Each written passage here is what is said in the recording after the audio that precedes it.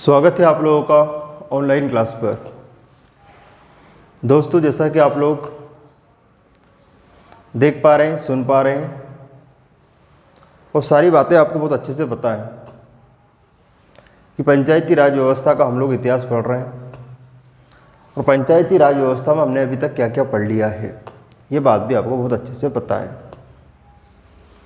अब आज के इस लेक्चर में क्या होगा खास, तो बने रहे हमारे साथ लेक्चर के अंत तक। दूसरी बात, वही पुरानी बातें, एक पेन एक कॉपी आपको लेकर बैठना है। आप फिज़िकल और मेंटली दोनों ही रूप से कनेक्ट हो पाओगे। इसके बाद अगर किसी भी वीडियो में आपको किसी भी प्रकार की कोई प्रॉब्लम है तो आप मुझे कमेंट में पर्सनल व्हाट्सएप नंबर 8234944831 पर भी मुझसे कॉन्टैक्ट कर सकते हैं। तो विगत वीडियो में हमने क्या क्या पढ़ा इसके बारे में आपको पता होना चाहिए। ये पार्ट क्रमांक 6 है। अगर आपने इससे पहले वाले पार्ट नहीं देखे हैं, पार्ट 1, 2, 3, 4, 5, 6, तो ये पार्ट थोड़ा सा आपको डिफ़िकल्ट लग सकता है, लेकिन परीक्षा की दृष्टि को समझते हुए या देखते हुए यहाँ से सबसे ज़्यादा प्रश्न पूछे जाते हैं। और आज के टॉपिक में जो हम लोग पढ़ेंगे, ये पंचायती राज व्यवस्था का आधार स्तंभ होगा। ये पंचायती राज व्यवस्था के लिए आज का लेक्चर वरदान साबित होगा और आज के लेक्चर में जो पढ़ाया जाएगा वो भी पंचायती राज व्यवस्था के लिए वरदान ही था। तो दोस्तों, आज हम लोग क्या पढ़ेंगे ऐसा, तो आप सब लोगों ने सुना होगा, एक राजस्थान के एक जानी मानी हस्ती थी जिसका नाम था लक्ष्मीमल सिंघवी।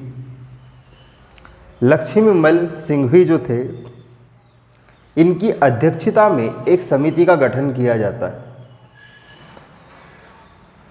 और ये समिति का जो गठन किया जाता है, ये किया जाता है 1986 में। ये बात आपको बहुत अच्छे से ध्यान में रखना है।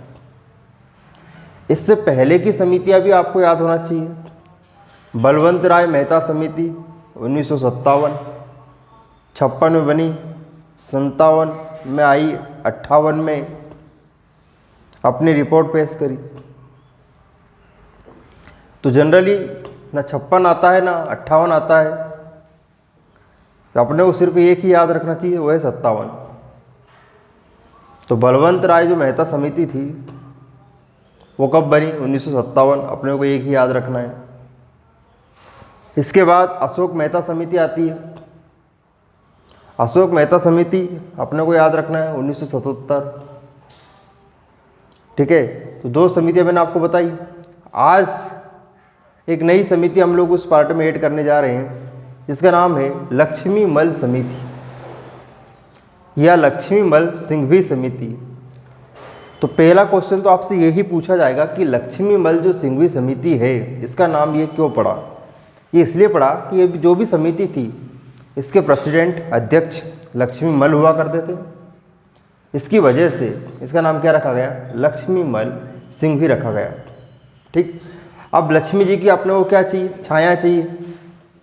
हर कोई चाहता है कि लक्ष्मी जी की छाया, आशीर्वाद आप पर बना रहे। तो इस समिति की स्थापना होती है 1986 में। कब होती है? 1986 में इस समिति की होती है स्थापना। दूसरा प्रश्न, नाम क्यों पड़ा? दूसरा प्रश्न, स्थापना कब हुई? अब तीसरा प्रश्न, कि समिति को गठित करने की क्या जरूरत पड़ी? तो आपने बताया अशोक मेहता समिति बनी, उसने 2 स्तर बताए। बलवंत राय मेहता समिति बनी, उसने पूरा ढांचा बताया कि ग्राम होना चाहिए, पंचायत होना चाहिए, जिला होना चाहिए, अलाना फलाना ढिमका, ये सब ऐसे स्तर बताए। कुल कितने स्तर? 3। अशोक के कितने? 2।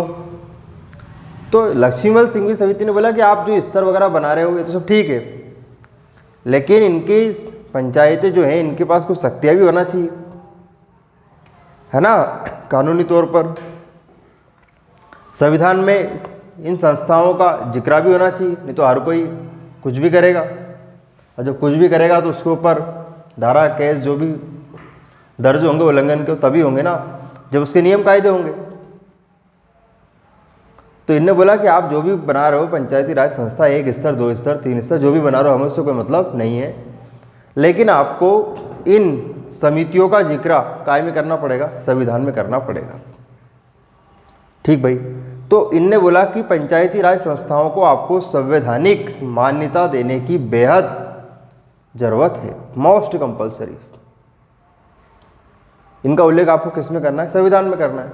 तो सर संविधान में पंचायती राज व्यवस्था में आपने बताया था कि जब 26 जनवरी 1950 को संविधान लागू हुआ और जब संविधान लिखा जा रहा था तो अनुच्छेद नंबर 40 आपने बताया कि अनुच्छेद नंबर 40 में ग्राम पंचायत का गठन करेगी राज्य सरकार। बिल्कुल बताया, कोई दिक्कत वाली बात नहीं। लेकिन अनुच्छेद 40 नीति निर्देशक तत्व के अंतर्गत आता है और नीति निर्देशक तत्व के अंतर्गत जो भी बातें लिखी गई थी उन बातों में अपन लोग सरकार के ऊपर प्रेशर नहीं कर सकते। सरकार की इच्छा है वो काम करेगी, चाहे नहीं करेगी। तो अनुच्छेद 40 संविधान में एक स्पेशल पोर्शन बना है, उसमें ऐसा लिखा गया है कि अनुच्छेद नंबर 40 के तहत राज्य सरकारें पंचायतों का गठन करेंगी। किस तरह करेगी? कोई नियम नहीं थे, कोई कानून नहीं थे। किसी सरकार की इच्छा होगी तो कर लेगी, नहीं तो कोई बात नहीं। ऐसी आधी अधूरी बात और किसी प्रकार का कोई प्रेशर नहीं राज्य सरकार के ऊपर। ये बात लिखी गई थी किसमें? अनुच्छेद नंबर 40 में, जिसको हम लोग DPSP भी कहते हैं या फिर हम लोग क्या कहते हैं, या हम लोग कहते हैं राज्य के नीति निर्देशक तत्व। इसके अंतर्गत जो भी बातें लिखी जाती है वो सारी बातें राज्य के कल्याण के लिए होती है, इसलिए नीति निर्देशक तत्व को कल्याणकारी व्यवस्था भी कहा गया है। क्या कहा गया है? कल्याणकारी व्यवस्था भी कहा गया है। और इन्हीं कल्याणकारी व्यवस्थाओं के अंतर्गत जो जो बातें हैं उन सारी बातों पर राज्य सिर्फ राज्य की इच्छा होगी तो वो उनको लागू करेगा, अदरवाइज अपन उनको प्रेशर नहीं कर सकते। जैसे राज्य की इच्छा है कि वो युवाओं को नौकरी दे या फिर युवाओं को रोजगार की व्यवस्था करवाए, ये सारे किसके अंतर्गत लिखे? राज्य की कल्याणकारी व्यवस्थाएं नीति निर्देशक तत्वों के अंतर्गत लिखी गई बातें हैं। अब इसमें क्या सरकार के ऊपर आपको नौकरी नहीं मिली तो क्या आप सरकार के ऊपर केस करोगे? नहीं, क्योंकि सरकार ने अपने आप को पहले ही सेव कर रखा है। उन्होंने बोला हमारा राज्य की कल्याणकारी व्यवस्था है, हमसे होगा तो करेंगे, नहीं तो तुम भाड़ में जाओ। समझ में आया क्या कहना चाह रहा हूँ? तो इसी तरह अनुच्छेद नंबर 40 में पंचायती राज व्यवस्था का गठन लिखा है स्पष्ट, राज्य सरकारें करेंगी, ये भी लिखा है, लेकिन किस तरह करेगी कोई नियम नहीं है, कोई कायदे नहीं है, कोई प्रावधान नहीं है। और जब कोई नियम कायदे प्रावधान का उल्लेख नहीं होता है तो उनके नियम कायदे लोग आगे जाके बनाएंगे, और जब उनके नियम कायदे प्रॉपर रूप से बनेंगे सभी राज्यों के लिए पंचायती राज व्यवस्था गठन का एक अनिवार्य नियम लाया जाएगा। और किस तरह पंचायती राज व्यवस्था एक काम करेंगी, कौन कौन सी शक्तियाँ पंचायती राज व्यवस्था को दी जाएगी, ये सारी बातें संवैधानिक रूप से पंचायती राज व्यवस्था को दी जाना चाहिए।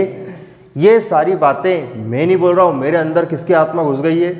लक्ष्मीमल सिंघवी जी की आत्मा घुस चुकी है और वो कह रहे हैं कि पंचायती राज व्यवस्था का जिक्र संविधान में व्यवस्थित और नियमित रूप से होना चाहिए। ठीक भाई, तो इनकी सिफारिशें मान ली जाती है और पंचायती राज व्यवस्थाओं को संवैधानिक दर्जा दिया जाता है। ठीक भाई, तो प्रश्न फिर एक बन गया कि बताइए किस समिति के द्वारा पंचायती राज संस्थाओं को संविधान में स्थान मिला? तो वह है लक्ष्मीमल सिंघवी समिति। इतनी बात समझ में आ गई। इसके अलावा सबसे मेन सिफारिश तो इनकी यही थी कि संविधान में पंचायती राज संस्थाओं को एक विशेष दर्जा दिया जाए, एक विशेष स्थान दिया जाए, संवैधानिक रूप से का दर्जा इनको मिलना अनिवार्य है। ये बातें किसने कही? लक्ष्मीमल सिंघवी जी ने कही 1986 में। ये तो हो गई प्रमुख सिफारिश।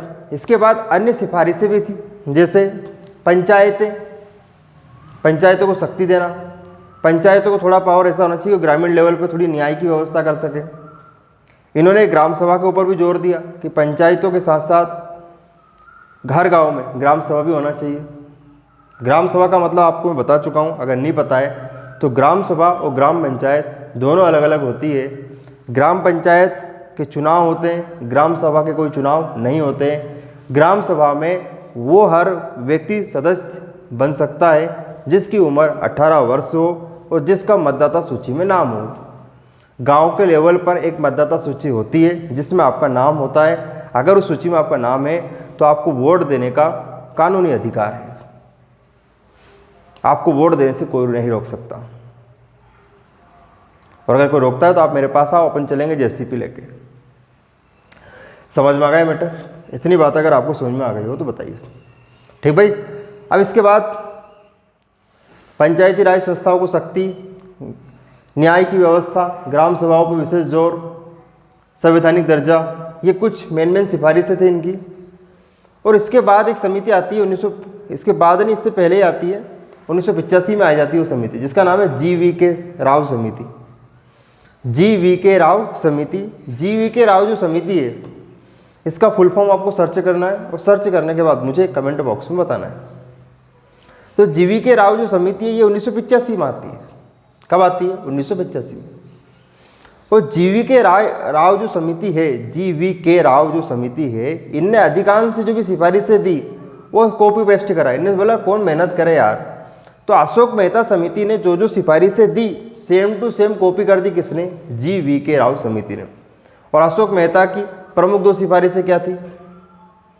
एक तो ये थी भैया कि पंचायती राज व्यवस्था में 2 स्तर होना चाहिए, मंडल पंचायत, जिला पंचायत। 15 से 20 हज़ार जनसंख्या वाले एक समूह जो भी बनेगा, छोटे छोटे गाँव मिलाकर, अगर 15 से 20 हज़ार जनसंख्या के ऊपर अपन क्या बना देंगे? मंडल पंचायत बना देंगे। ठीक भैया। जिला पंचायत जो होगी वो होगी, कोई दिक्कत वाली बात नहीं।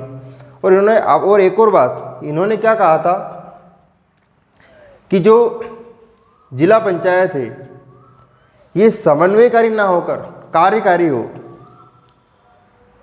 समन्वयकारी ना होकर कार्यकारी हो, मतलब ये विवादों को सुलझाने की बजाय स्वयं कार्य प्रदान करे, ऐसी व्यवस्था इनने बोली थी। कार्यकारी के रूप में जिला पंचायत को कार्य करने के लिए किसने या किसकी सिफारिश थी? तो आपको लिखना है अशोक मेहता समिति। ठीक भाई। किस समिति की सिफारिशें सेम टू सेम कॉपी कर दी गई थी? किस समिति के द्वारा?